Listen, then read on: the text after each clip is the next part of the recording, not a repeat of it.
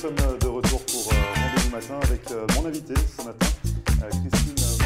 Bonjour.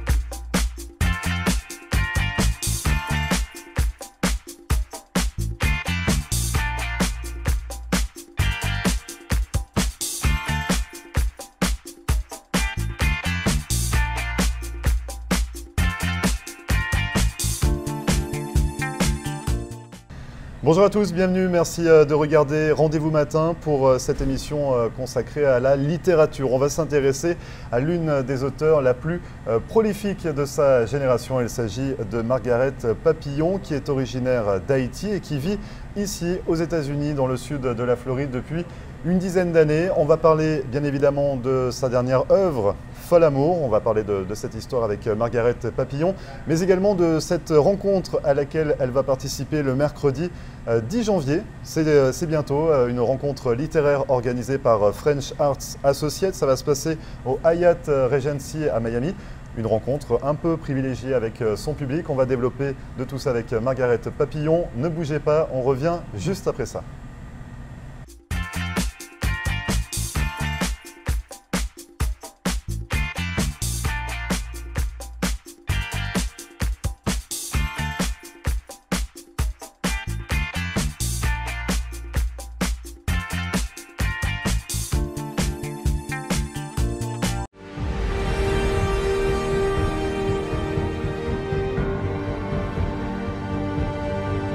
Ne manquez pas La Loi et toi avec Maître Albert, chaque mardi soir à 8 h, mercredi à 9 h 30 du matin, le vendredi à 1 h 30 de l'après-midi et le dimanche à 3 h de l'après-midi sur Floride.tv, ITTV, chaîne 11.3.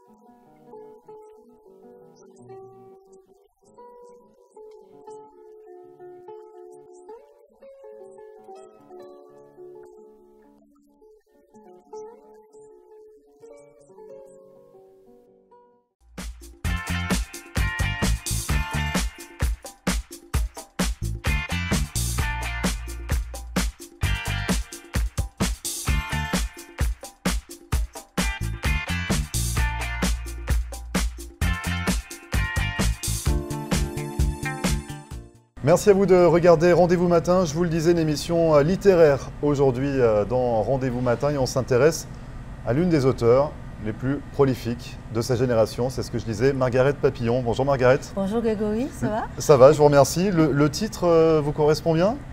Absolument. Écrivain le plus prolifique de sa génération. Oui, surtout que c'est la vérité. C'est la vérité parce qu'on va voir avec vous, vous écrivez depuis de nombreuses années. Une trentaine d'œuvres. Donc on en a une partie aujourd'hui sur la table. Ça pèse déjà lourd. Donc on en a une dizaine. Vous êtes ici bien évidemment pour nous présenter votre dernière œuvre, Fol Amour. Fol Amour. On va en reparler avec vous bien évidemment. Vous allez être présente le mercredi 10 janvier. C'est tout proche pour une soirée, une rencontre littéraire. Exactement, dans une semaine. Donc voilà, et donc ça sera organisé par The French Arts Associates. Voilà. Donc voilà, rencontre avec votre public. Vous avez l'habitude des conférences, d'être proche de votre public. On va revenir un petit peu avec vous sur cette passion de l'écriture, parce que une trentaine d'œuvres, on se doute que ça ne date pas d'hier. Ça remonte il y a très longtemps, cette passion pour l'écriture? Je pense que ça a commencé alors que j'avais peut-être 6 ou 7 ans, parce que je racontais toujours des histoires à mes sœurs et frères. Je ne sais pas pourquoi, mais j'avais toujours cette envie-là de raconter. Et mes sœurs, mes frères, mes cousins, mes cousines, mes amis, ils étaient toujours tous autour de moi. À écouter un petit peu. À se passionner pour ce que j'inventais. Moi, j'étais la première étonnée. Et je me disais, mais tiens, voilà que j'invente une histoire et ils sont contents. Et là, il y avait une petite pression au début parce que... À quel niveau? Parce que je n'avais pas la fin des fois des histoires. Ah oui. Et là, tout le monde voulait avoir une fin. Et c'est comme ça que progressivement, je me suis dit, pour ne pas avoir le stress d'avoir à chercher une fin sur place, je vais écrire. Et comme ça, je pourrais raconter ce que j'ai écrit. À 6-7 ans? Non. Rassurez-moi. Le processus s'est fait lentement et c'est à 13 ans que j'ai commencé. À 13 ans, c'est votre premier texte. À écrire, voilà. Donc à 13 ans, déjà, c'est très jeune. C'est très jeune. Bon, c'est un âge où on a déjà commencé à faire des rédactions. Alors, c'est le moment où on rédige. Et là, pour moi, ça a été parfait. Et j'ai commencé à rédiger mes textes. Et qu'est-ce que vous racontiez à cette époque? Bon, toujours 1000 histoires que j'inventais sur place et c'était déjà le début de la légende de Quisqueya qui va naître des années plus tard, en 1998. Alors, légende de Quisqueya, on va en reparler dans un instant. Premier livre jeunesse, voilà. Parce qu'on ne l'a pas précisé, mais vous faites du roman, des nouvelles, des essais poétiques, puis du théâtre et des livres bien évidemment pour la jeunesse. Donc le premier en 99, il a été publié? Il a été publié le 21 janvier 99. 99, donc c'est la légende de Quisqueya. Et on va y revenir dessus dans un instant parce qu'il est très important également. Mais voilà, pour revenir sur votre inspiration, sur qu'est-ce que vous racontiez à cette époque? Oh, pour moi, c'était toutes des histoires qui tournaient autour, par exemple, de la campagne, des enfants qui partent à l'aventure, parce que bon, très tôt, moi, de ma vie, j'ai été dans les villes de province en Haïti. Donc voilà, vous êtes originaire d'Haïti, pour préciser. Oui, je suis originaire d'Haïti, mais je suis de Port-au-Prince, mais j'avais des cousins qui avaient des parents du Cap Haïtien, des parents de Jacmel, des parents de la ville d'Écailles. Alors j'allais de temps en temps en province et pour moi c'était des choses passionnantes que j'avais envie de raconter. Et c'est comme ça que ça a commencé. Et donc le public, au tout début, enfin le public, on parle de public, mais c'était votre famille en premier lieu, c'est ça? Mes amis, ma famille, mes cousins, cousines, mes camarades de classe, oui, ça a été ça.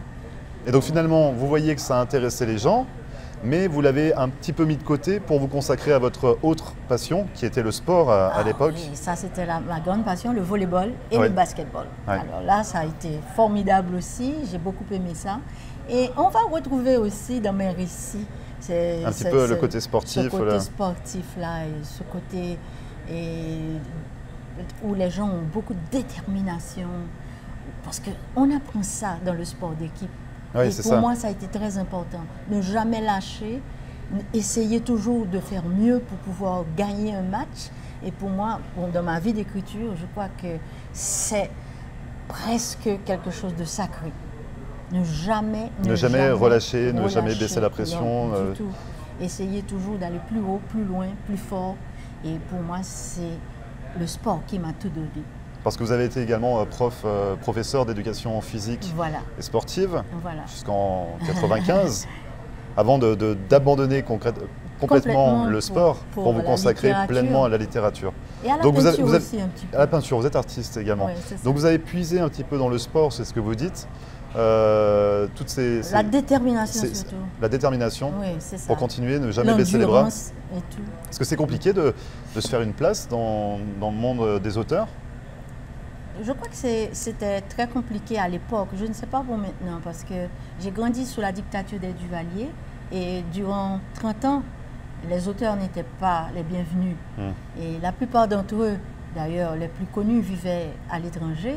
Et ceux qui étaient sur place, ils ne pouvaient pas discuter de grand-chose puisque tout était interdit. Alors, j'ai beaucoup souffert de cette dictature-là. Et je crois qu'un jour, j'ai été à une bibliothèque après la dictature et j'ai vu des enfants couchés par terre en train de lire, assis en train de lire. Et moi, j'ai eu les larmes aux yeux parce que sous la dictature, c'était pas possible. C'était impossible. Non, deux personnes ne pouvaient pas se tenir dans la rue en train de se parler sans que ça soit suspect. Alors pour moi, ça a été quelque chose d'extraordinaire de voir ces enfants-là libres de lire. Et même dans les écoles, on allait à la bibliothèque, on empruntait un livre et on partait à la maison. Il n'était pas question de rester, de discuter. Par conséquent, pour moi, ça a été très marquant, très frappant. Et puis, j'ai eu beaucoup de membres de ma famille, y compris mon père, à être arrêté sous Duvalier, avoir fait de la prison, dans des conditions affreuses, horribles, des interrogations qui n'en finissaient pas, une vie vraiment terrible qui a tout détruit. Et parce que quand on sortait de la prison de Duvalier, ce n'était pas facile de trouver du travail, parce qu'on a été prisonnier. Alors, ça m'a forcé aussi à commencer à travailler très jeune de mon existence, puisque mon père était en prison. Et j'ai dû faire face avec ma sœur aînée aux obligations familiales. Forcément, aider ma mère. Un petit peu, Et voilà, parce que j'étais quand même la cadette d'une famille de 7 enfants. Et ma mère avait une charge extrêmement lourde à porter sur ses épaules. Il fallait la soulager, vous étiez là pour prêter main forte. Voilà. Et donc justement, vous en parlez de la dictature Duvalier. On le ressent dans toutes vos œuvres. L'histoire d'Haïti, Oui. c'est quelque chose qui vous a imprégné, qui vous a marqué.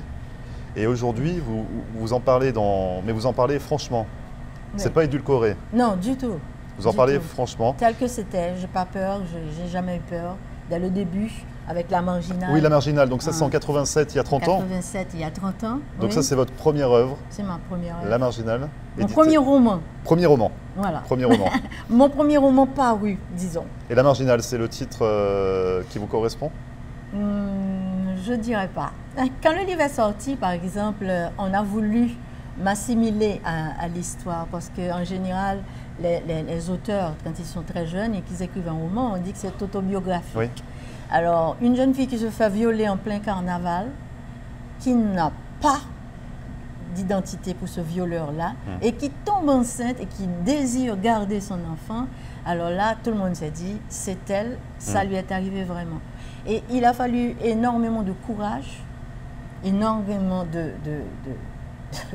de persévérance aussi, pour se dire, bon, s'ils ont cru que c'était mon histoire, c'est que, en quelque part, j'ai un talent et je peux convaincre. Et c'est comme ça que j'ai tenu à ça vous a incité à continuer. Parce que chaque fois que je rencontrais quelqu'un, qu'on me disait, ah, tu sais, j'ai appris ton histoire, oh, c'est dur, c'est grave, mais où est l'enfant, etc. Alors que j'étais célibataire sans enfant. C'était pas facile, surtout dans le milieu social où moi j'évoluais. Et ma mère n'était pas contente non plus parce que ses amis lui disaient, ah, j'ai appris ce qui est arrivé à Margaret, c'est vraiment dur, comment tu as pu tenir, etc. Elle me disait, mais ma fille, écris quelque chose de plus gentil, de plus charmant. Arrête avec cette histoire de viol, parce que surtout que c'était très tabou. Je crois que jusqu'à présent, c'est quelque chose de tabou dans la société haïtienne. Et donc finalement, ça vous a desservi dans un premier temps, mais vous vous êtes rendu compte que ça vous a servi également parce que les gens étaient intéressés par ces histoires, parce que c'est la fiction. On est d'accord que tous vos livres sont de la fiction, de la pure fiction, même s'il y a des faits historiques réels. Dans tous les cas, les personnages sont de la pure fiction. L'histoire a été inventée par moi-même. Mais c'est là que joue mon imagination. Parce que là, j'ai une imagination extrêmement fertile et je l'utilise pour pouvoir maintenant convaincre le public de ce qui est et de ce qui n'est pas. Mais dans tous les cas, voilà, vous inspirez quand même de votre histoire, de ce que vous avez traversé, des difficultés. Oui. En général, un auteur s'inspire de la vie qu'il a vécue, de la vie qui l'a entouré. Parce qu'on ne peut pas écrire à partir de rien. C'est pas possible. Et je ne peux pas, en tant qu'haïtienne, n'ayant pas vécu par exemple à Paris, me dire, bon, je vais écrire sur la France. Mais ça ne va rien donner. Les gens vont se dire, mais ça ne va pas dans sa tête. De quoi parle-t-elle? Elle ne connaît pas la mentalité des gens, elle ne connaît pas comment vit un Français et elle veut expliquer ça dans un roman. Par conséquent, on travaille toujours à partir de soi, à partir de son entourage et de la vie qui vous entoure.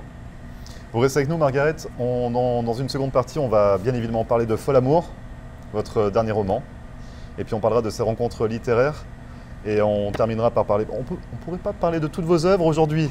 Ça nous prendrait beaucoup trop de temps. Et en tous les cas, vous restez avec nous. On va continuer avec Fol Amour dans un instant. Ne bougez pas, on revient juste après ça.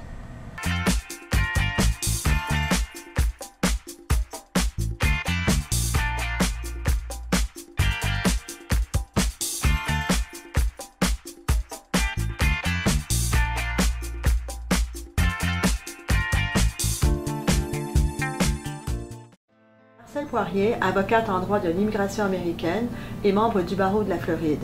Ma vocation est de conseiller mes clients et de protéger vos intérêts afin que vous soyez en mesure de réaliser votre rêve américain qui est toujours bien vrai et réel aujourd'hui. Surtout, n'oubliez jamais qu'un mauvais conseil légal peut vous coûter votre futur et celui de votre famille. N'hésitez pas à nous contacter par téléphone ou sur mon site internet à marcelpoirier.com et nous serons très heureux, mon staff et moi-même, de répondre à vos questions et de vous recevoir au cabinet, j'espère très bientôt.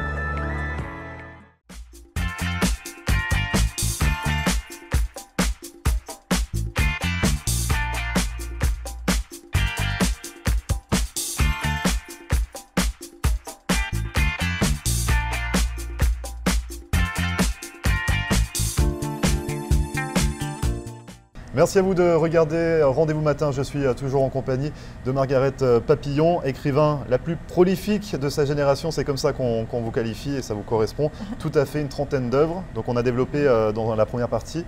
La Marginale, c'est votre première œuvre, écrite il y a 30 ans. Il y a 30 ans. Donc elle est sortie en 87. Bon, c'est-à-dire publié il y a 30 ans. Oui. Ça a été vraiment ça a été écrit en 85, 86, entre 85 et 86. Et comme on disait, vous vous inspirez de faits réels. Tout est de la fiction, mais c'est inspiré de faits réels, de votre histoire, de l'histoire d'Haïti. Voilà. Comment ça a été perçu en 87, ce roman? Donc, vous expliquiez un petit peu tout à l'heure que votre famille vous demandait d'écrire des choses plus jolies, plus douces, c'est ça, mais vous aimez bien être franche dans ce qui s'est passé, pas édulcorer les propos. Voilà. D'emblée, moi, ce que j'ai voulu, c'est traiter de sujets tabous. Oui. Parce que je me disais qu'il y a, pour faire bouger les lignes, il y a pour tout un travail à faire dans la mentalité des gens. C'est ça, pour faire évoluer un petit peu. Pour faire évoluer la mentalité. Et très vite, des professeurs d'école se sont emparés de la Marginale pour le faire lire par la jeunesse. les élèves.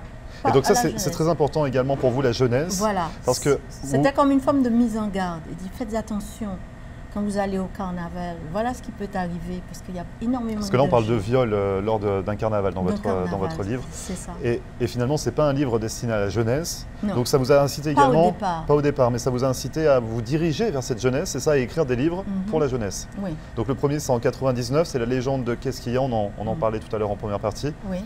Donc ce livre, on peut le préciser, il est intégré dans le programme scolaire en Haïti. C'est bien ça? Très. Pour vous, c'est une fierté, je me doute, mais c'est important que vos livres fassent partie du programme scolaire en Haïti. C'est très important parce que je crois que je fais un travail sur l'identité. Ça veut dire que moi, étant gosse, étant adolescente, j'ai lu des livres étrangers qui ne parlaient pas du tout de chez moi, dans lesquels souvent je ne me retrouvais pas. Et dès le départ, ça a été ça, mon obsession, de me dire j'aimerais écrire des livres pour les Haïtiens où ils se voient, où ils se découvrent, où ils peuvent découvrir aussi la richesse de leur patrimoine.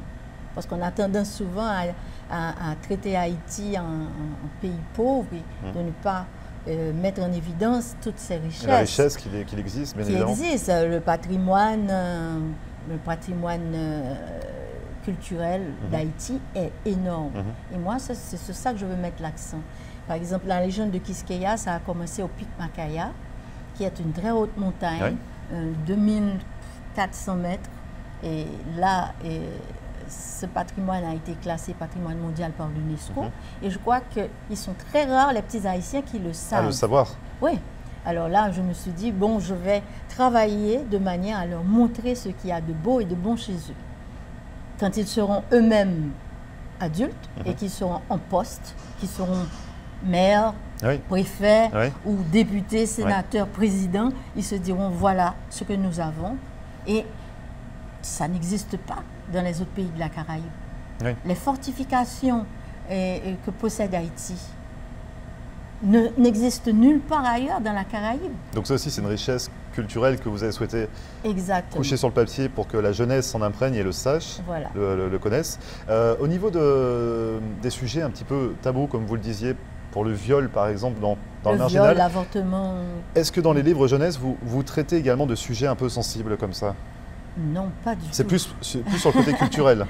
C'est La plus jeunesse, le c'est côté plus culturel, la le culture. côté aventure et le côté et découverte. Oui. Parce que ces enfants-là Ouais. qui sont dans mes livres, ils partent à la découverte maintenant du pays. Parce que j'ai tenu à faire des aventures dans chaque département d'Haïti. Ouais, pour inciter les gens Haïti à les découvrir. On a 9, justement. Et là aussi, je fais découvrir la cuisine haïtienne. Donc la gastronomie, la culture pour la jeunesse et les sujets sensibles, vous les réservez pour les adultes parce que voilà, vous les avez quand même au fond de vous. Cette histoire vous a marqué, vous avez vécu pendant la dictature du Valier. Voilà. Donc vous avez souhaité quand même ne pas laisser mettre dans des cartons et expliquer franchement que ça n'allait pas et mettre le doigt sur les problèmes, c'est ça? C'est ça. Et c'est d'autant plus important que c'est un devoir de mémoire parce qu'on a tendance maintenant à effacer ce passé-là, surtout qu'il n'y a pas eu de vrai procès. Les criminels sont toujours en vie. Il y en a qui sont morts, mais ils sont morts sans avoir été jugés. Et l'héritier du Valier lui-même n'a pas eu le temps vraiment d'être condamné. Et il est mort avant même sa condamnation.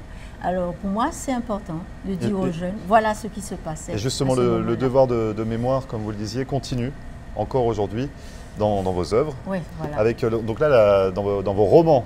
Le dernier roman en date, c'est Fol Amour. Fol Amour. Ouais. Donc on est plongé en 1966. Voilà, c'est le moment dur parce qu'en 64, Duvalier se fait élire au président à vie. Ouais. Et là, maintenant, le régime se durcit.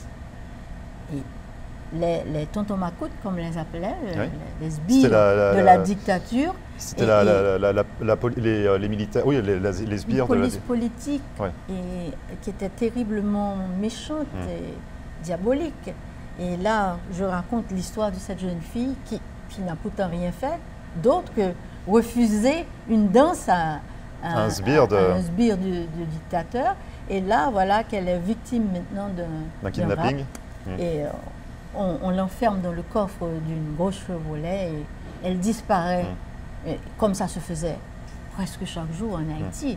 Et je pense que mon désir dans ce livre-là était surtout de raconter, d'essayer de faire l'expérience. Qu'est-ce que c'est que d'être enfermé dans un coffre de voiture pendant 2, 3, 4, 5 jours? Sans parler de la suite des événements qu'elle a subis. Et... Voilà.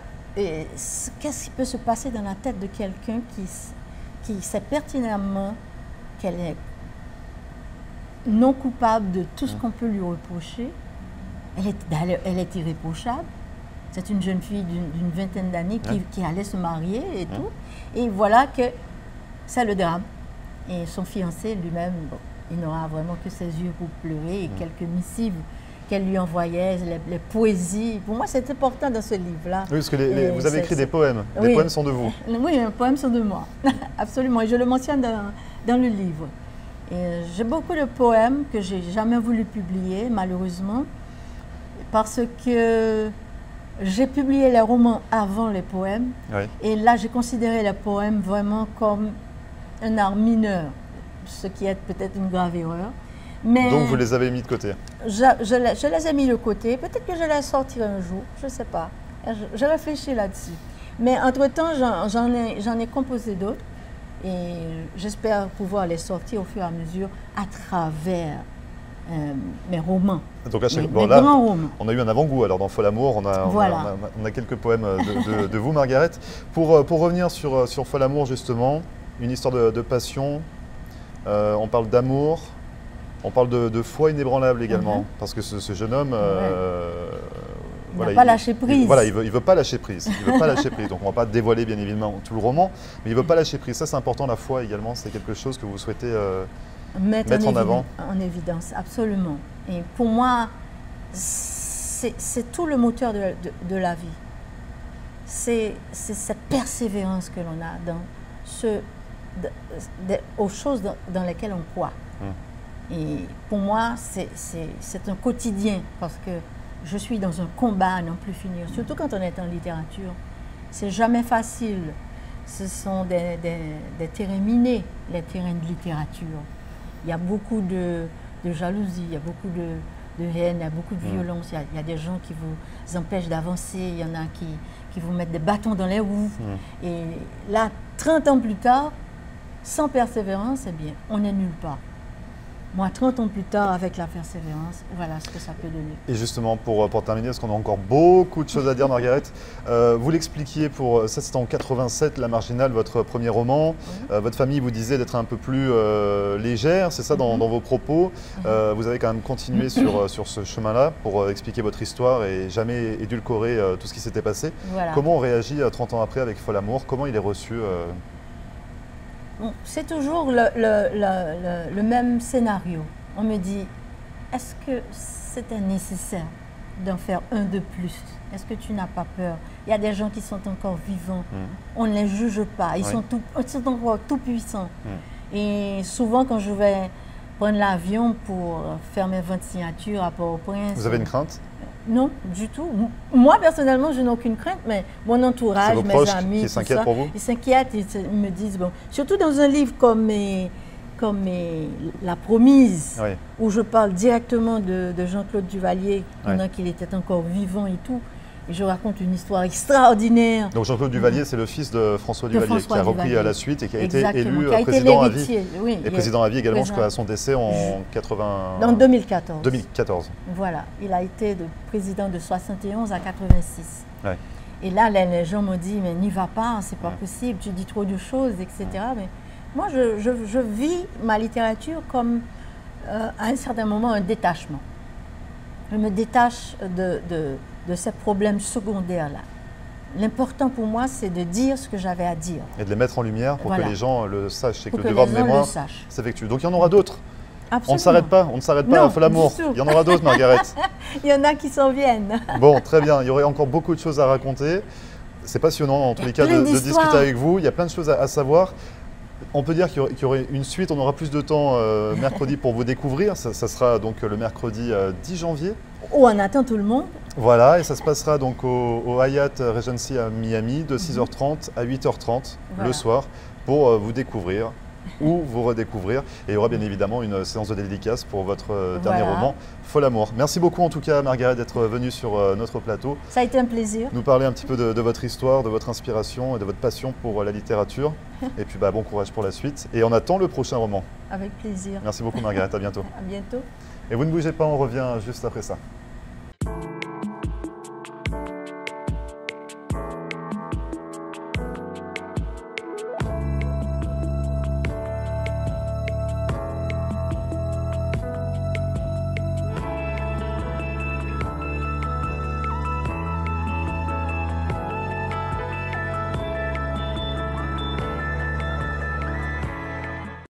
Marcel Poirier, avocate en droit de l'immigration américaine et membre du barreau de la Floride. Ma vocation est de conseiller mes clients et de protéger vos intérêts afin que vous soyez en mesure de réaliser votre rêve américain qui est toujours bien vrai et réel aujourd'hui. Surtout, n'oubliez jamais qu'un mauvais conseil légal peut vous coûter votre futur et celui de votre famille.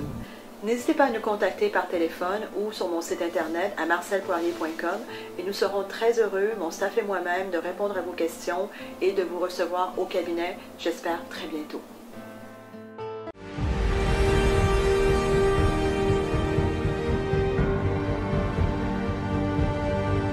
Ne manquez pas La Loi et toi avec Maître Albert, chaque mardi soir à 8h, mercredi à 9h30 du matin, le vendredi à 1h30 de l'après-midi et le dimanche à 3h de l'après-midi sur Floride.tv, ITTV, chaîne 11.3.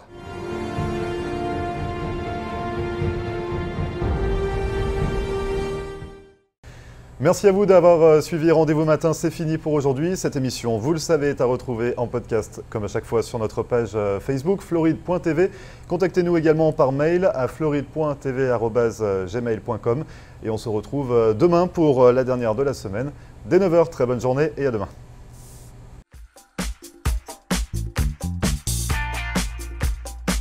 Et voilà, nous sommes de retour pour Rendez-vous Matin avec mon invité ce matin, Christine